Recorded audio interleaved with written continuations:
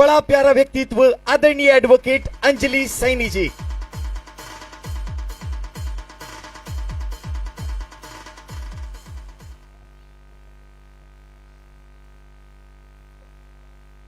मौर्य वंश के योद्धाओं, सुन रहे हो?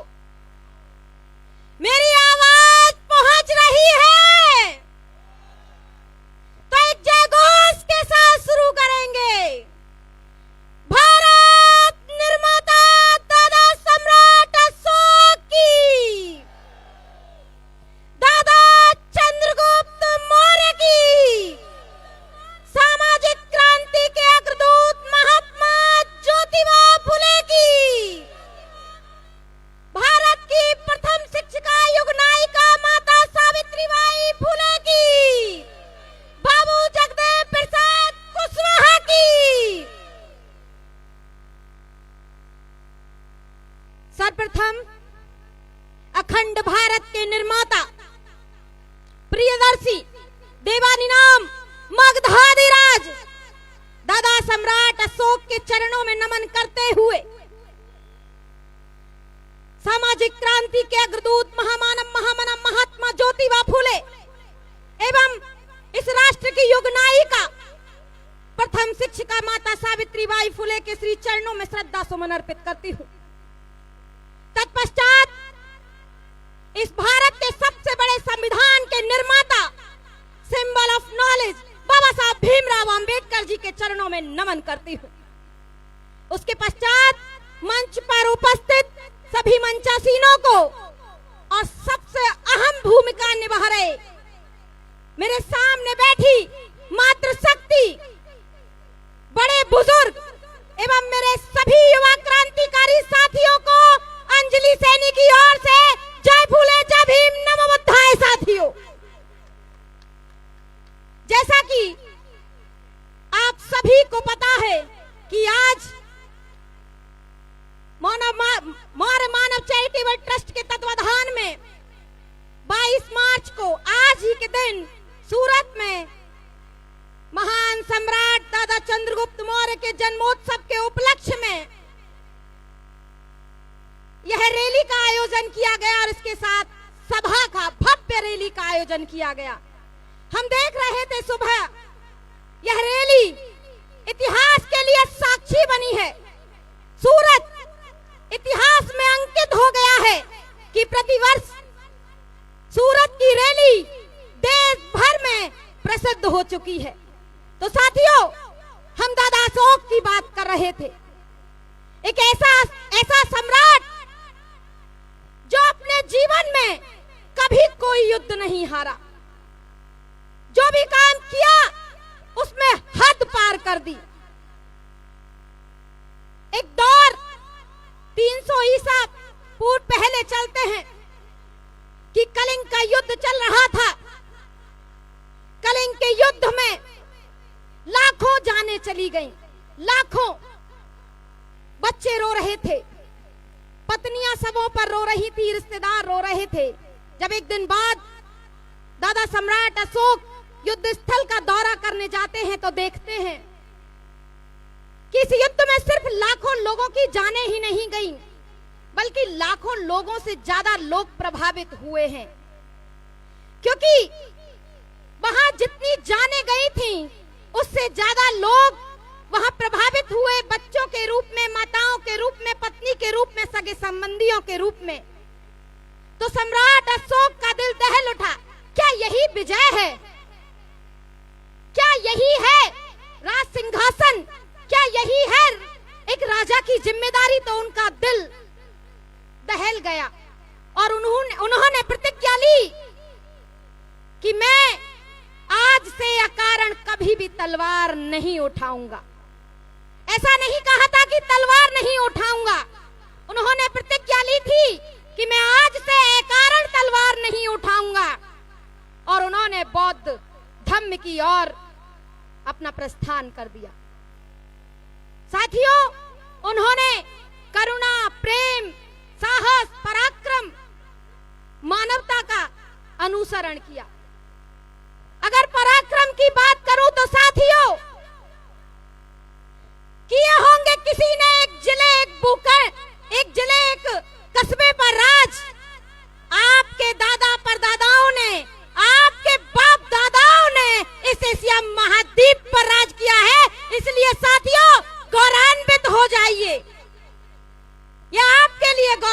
विषय है कि आपके बाप दादाओं ने इस एशिया महाद्वीप पर राज किया है। हमारे सम्राट हमें बता करके गए कि लोगों को प्रेम से जीता जा सकता है, मानवता से जीता जा सकता है। तो साथियों, बंदूक की क्या जरूरत है? कलम आपके हाथों में है, कलम आपके हाथों में है। पढ़े लिखे आप हो तो सलीके से वार करिए यार, सलीके से। हमारे पूर्वज, ज्यादा दूर की बात नहीं करूंगी, 150 साल पहले ही बात करूंगी कि महात्मा ज्योतिबा फूले, लोग हमें कहते हैं कि हम शोषक हैं, शोषक। साथियों, ये बहुत बड़ा झूठ है। हम शोषक नहीं, हम शासक वर्ग से आते हैं साथियों, शासक वर्ग से।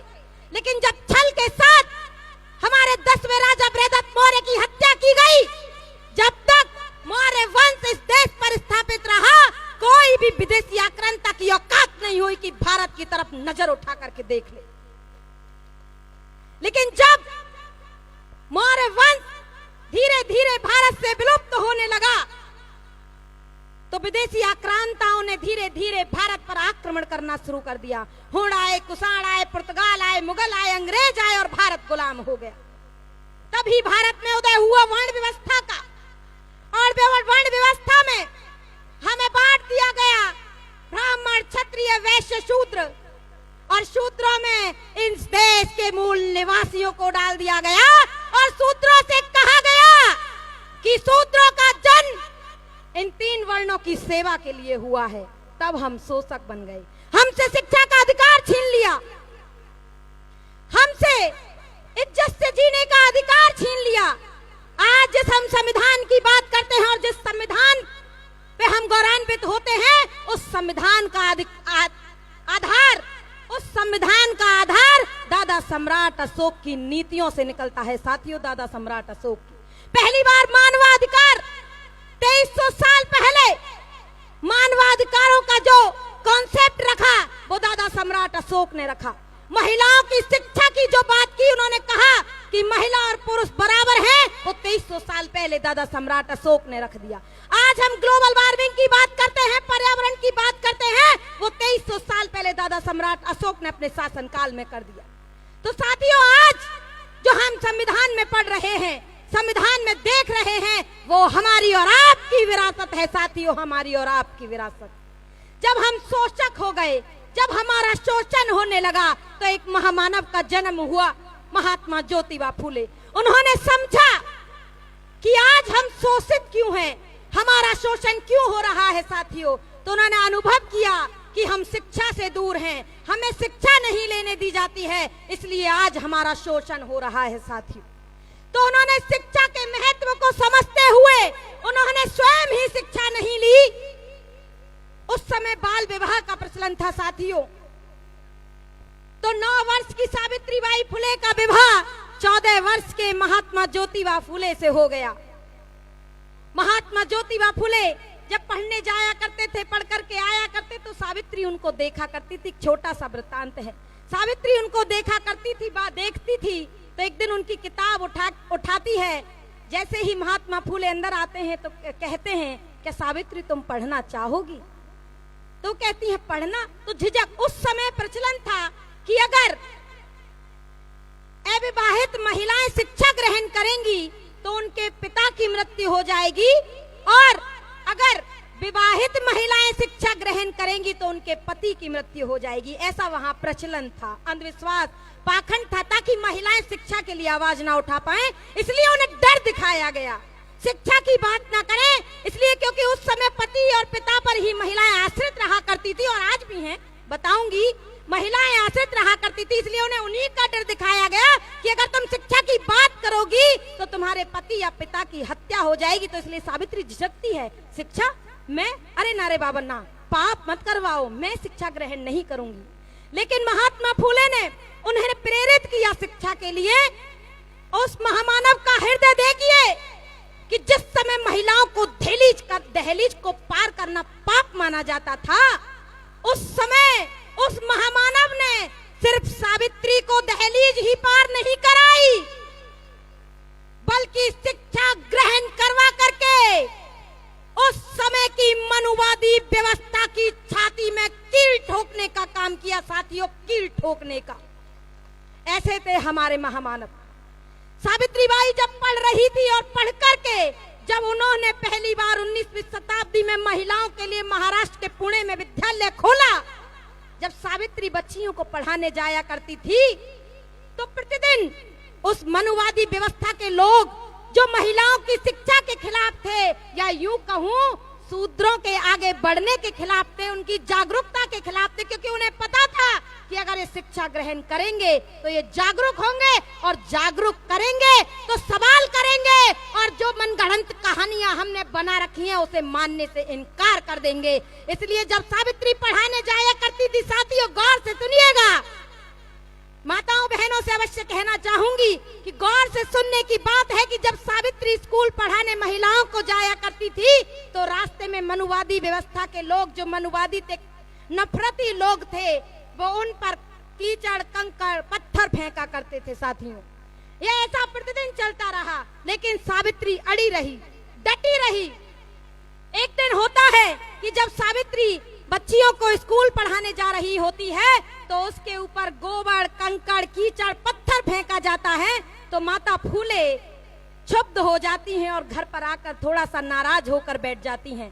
महात्मा फूले आते हैं और पूछते हैं, क्या हुआ सावित्री, ऐसे निराश क्यों बैठी हुई हो? तो माता फूले कहती हैं, वो उन्हें प्यार से सेठ जी कहा करती थी, कहती हैं कि सेठ जी आज से मैं विद्यालय पढ़ाने नहीं जाऊंगी। तो पूछते हैं क्यों?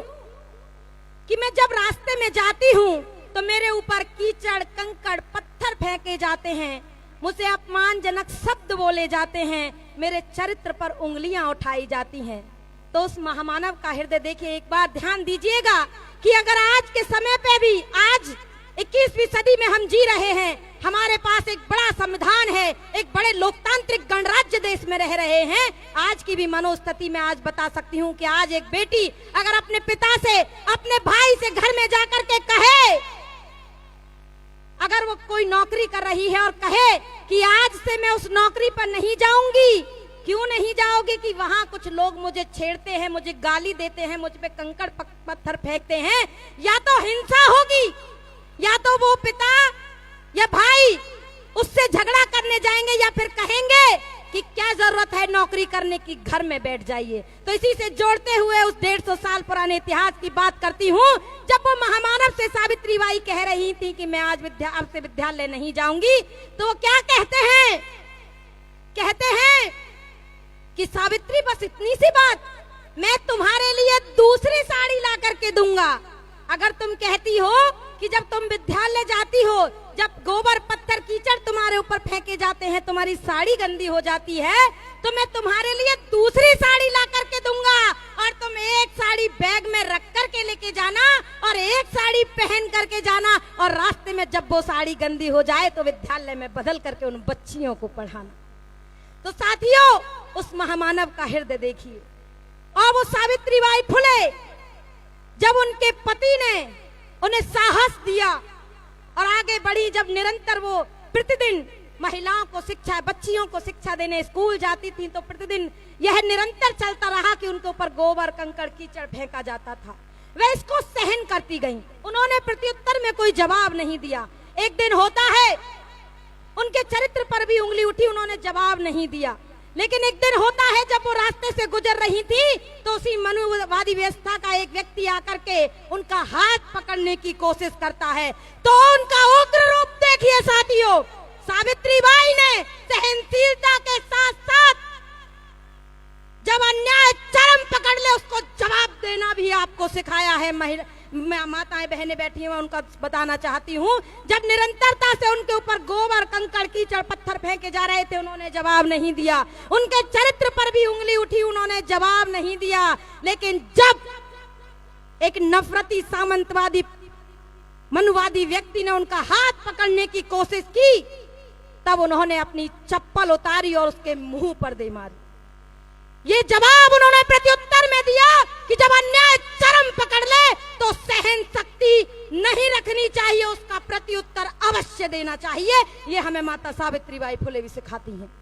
क्योंकि हमारे पूर्वजों की जो विरासत है, उन्होंने हमें मानवता, करुणाशील, प्रेम, सहनशीलता दिया है। तो इसके साथ साथ जब किसी भी चीज की अति हो तो उसके प्रति उत्तर में जवाब देना भी हमें सिखाया है। साथी, अभी एक नाटक चल रहा था, मैं उसे देख करके भावुक हो गई, आंसू भी आंखों से आने लगे कि आज बेटियों की जो स्थिति हो रही है, और आज सरकार की बात करूं तो सरकार में भी महिलाओं के साथ बलात्कार की दर बढ़ती जा रही है, लेकिन कोई ठोस कदम नहीं उठाए जा रहे हैं, कोई ठोस कदम नहीं उठाए जा रहे हैं। जगह जगह महिलाओं के साथ बलात्कार होते हैं, और जब हम सरकार से ही सवाल करते हैं तो सवाल करने वालों को या तो देशद्रोही बना दिया जाता है या फिर जेल भेज दिया जाता है और उनकी आवाज बंद करवा दी जाती है।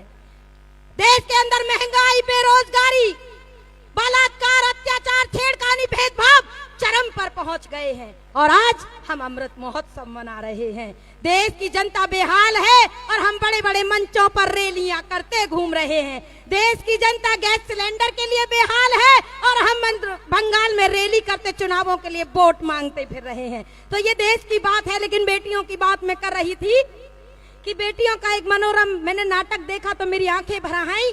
और लोग कहते हैं आज हम जब बात करते हैं बेटी और बेटों की, तो कुछ लोग मुझसे कहते हैं कि आज दौर बदल गया है, आज दौर बदल गया है, बेटे और बेटी एक जैसे हैं। तो साथियों, मैं कहना चाहूंगी कि मैं तब मानूंगी कि बेटी और बेटे एक जैसे हैं जिस दिन कोई बाबा आएंगे और बेटी होने का आशीर्वाद दे करके जाएंगे। साथियों, मैं तब मानूंगी कि बेटी और बेटे एक जैसे होते हैं जिस दिन किसी पेड़ से बेटी होने के लिए मन्नत मांगने के लिए धागा बांधा जाएगा। मैं उस दिन मानूंगी बेटी और बेटा एक जैसे होते हैं जब कोई बेटी होने को सौभाग्य बताएगा। मैं उस दिन मानूंगी कि बेटी और बेटे एक जैसे होते हैं जब बेटियों को भी वंश बढ़ाने वाली माना जाएगा। मैं उस दिन मानूंगी बेटी और बेटे एक जैसे होते हैं जब बेटियों को भी पिता की चिता को अग्नि देने के लिए शमशान ले जाया जाएगा। उस दिन मानूंगी। और मैं अपने पूर्वजों से बड़ी प्रभावित हूँ, जिन्होंने ये व्यवस्था बनाई कि बेटियां कभी शमशान नहीं जा सकती, कि बेटियां कभी शमशान नहीं जा सकती। तो इस प्रथा को, इस पाखंड को तोड़ने का काम हमारी माता सावित्रीबाई फुले ने किया था। जब महात्मा ज्योतिबा फुले का निधन हुआ तो माता सावित्रीबाई फुले ने एकमात्र महिला इस देश के अंदर हुई कि उन्होंने अपने पति की अर्थी को कांदाई नहीं दिया, बल्कि अपने पति की चिता को मुखाग्नि देने का काम माता सावित्रीबाई फुले ने किया। साथियों, माता सावित्रीबाई फुले ने, तो मैं गौरवान्वित होती हूँ अपने इतिहास पर। आज का दौर, आज का जो भारत है, हम इतिहास पर गर्व कर रहे हैं, लेकिन आज का जो भारत है विशेष तौर पर हमें उस पर ध्यान देने की आवश्यकता है। हम अपने इतिहास पर गौरवान्वित हो रहे हैं, यह अच्छी बात है, लेकिन हमें ऐसा कुछ करके जाना है कि आने वाली पीढ़ियां हमें जब याद करें तो कहें कि हाँ, हमारे पूर्वज भी हमारे लिए कुछ करके गए। ऐसा नहीं होना चाहिए कि आने वाली पीढ़ियां कहें कि जब हक, अधिकार, मान सम्मान की लड़ाई लड़ी जा रही थी। साथियों, आने वाली पीढ़ियों के लिए इतना करके जाना है या नहीं कि ताकि वो आपसे ये ना कहे कि जब हक, अधिकार, मान सम्मान की लड़ाई लड़ी जा रही थी तो आप कहां थे। तो इसलिए साथियों, आपको इतना तो करके जाना है कि आपकी आने वाली पीढ़ियां, जैसे हम अपने पूर्वजों पर गौरवान्वित हो रहे हैं, कि आने वाली पीढ़ियां आपके इतिहास को पढ़कर, आज के इतिहास को पढ़कर गौरवान्वित होने का काम करें। इतना हमें करके जाना है। ऐसा नहीं करना कि आज हम अंधविश्वास, पाखंड में पढ़कर मानसिक, आज भी हमें चाहे 70-75 वर्ष पहले आजादी मिल गई हो, लेकिन आज भी हम मानसिक गुलाम बने हुए हैं। चाहे किसी धर्म के गुलाम हो, चाहे किसी व्यवस्था के गुलाम हो, चाहे किसी व्यक्ति के गुलाम हो, चाहे समाज के गुलाम हो। तो इस मानसिक, किसी भी गुलामी से ज्यादा खतरनाक गुलामी होती है साथियों, मानसिक गुलामी। इसलिए इस मानसिक गुलामी से आजाद होइए, और इस मानसिक गुलामी से आजाद होने के लिए किसी से नफरत करने की आवश्यकता नहीं है, किसी को गलत बोलने की आवश्यकता नहीं है, क्योंकि हमारे दादा सम्राट अशोक ने भी यही संदेश हमें दिया कि अपने धर्म को श्रेष्ठ बताने के लिए, अपने धर्म को श्रेष्ठ कहने के लिए किसी दूसरे के धर्म का हमें अपमान नहीं करना है। हमारे दादा सम्राट अशोक ने अपने शासनकाल में सभी धर्मों को मानने की स्वतंत्रता दी। किसी भी धर्म को उन्होंने तिलांजलि नहीं दी, बल्कि सभी धर्मों को सम्मान दिया। इसी के पथ प्रदर्शक हम होते हुए अपने पूर्वजों की विरासत को संरक्षित रखते हुए और उनके पद चिन्हों पर चलते हुए हमें अपनी इस विरासत को संजो कर रखना है और इस आने वाले भारत को स्वर्णिम भारत बनाना है। क्योंकि अगर हम भारत को विश्व गुरु बनाना चाहते हैं तो हमें दादा सम्राट अशोक की नीतियां अपनानी होंगी, तभी हम विश्व गुरु पुनः बन सकते हैं। क्योंकि आज से पहले विश्व गुरु भारत दादा सम्राट अशोक के शासन काल में हुआ करता था। आपने सुना होगा कि देश को सोने की चिड़िया कहा जाता था, तो वह सोने की चिड़िया आपके बाप दादाओं के शासन काल में भारत को कहा जाता था। तो अपनी कुछ पंक्तियों के साथ मैं विराम लेना चाहूंगी साथियों, कि दादा सम्राट अशोक की तलवार से तिलक लगाए तैयार बैठी हूं, किसी भी आपदा में घबराऊंगी नहीं। दादा सम्राट अशोक की तलवार से तिलक लगाए तैयार बैठी हूं, किसी भी आपदा में घबराऊंगी नहीं। मैं मनचाहा न्यायपूर्ण समाज बनाने निकली हूं, कुर्बानियां देने से कतराऊंगी नहीं, कुर्बानियां देने से कतराऊंगी नहीं। चंद लाइन कहकर के वाणी को विराम दूंगी कि साथियों ये लोकतंत्र है, ये लोकतंत्र है। मुझे यहाँ आकर के पता चला कि हम इतनी जनसंख्या में होने के बावजूद और इतनी बड़ी रैली का जो हम आयोजन कर रहे हैं, इतने जागरूक होने के बावजूद यहाँ हमारा राजनीति में कोई हिस्सा नहीं है, राजनीति में कोई हिस्सेदारी नहीं है। तो मैं आपसे एक निवेदन करके जरूर जाऊंगी कि लोकतंत्र में साथियों सर गिने जाते हैं और लोकतंत्र में सर मायने रखते हैं।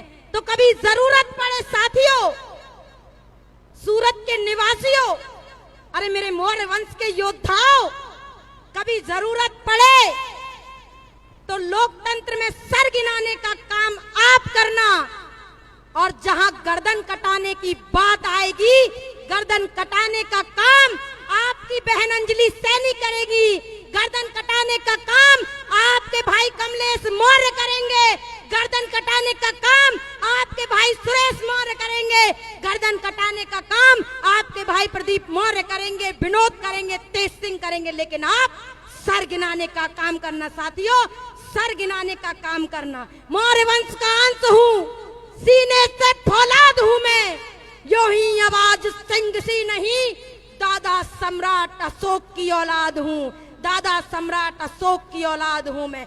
जय सम्राट साथियों।